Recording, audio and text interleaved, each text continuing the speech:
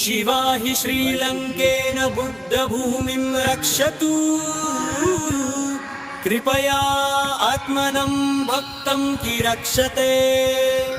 हेरावया नमः गुरुदेवया नमः देवदिदया नमः दिगंबरया नमः हराहरया नमः गुरुदेवया नमः जाहदिशया नमः तण्डवं तनोतु।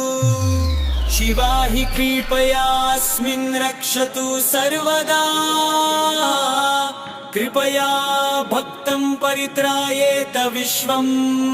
कमलक्षणया नमः ललतक्षणया नमः लोकङ्करया नमः लोकपलया नमः महादेवया नमः महत्कालया नमः महमृत्युञ्जया नमः तण्डवं तनोतु।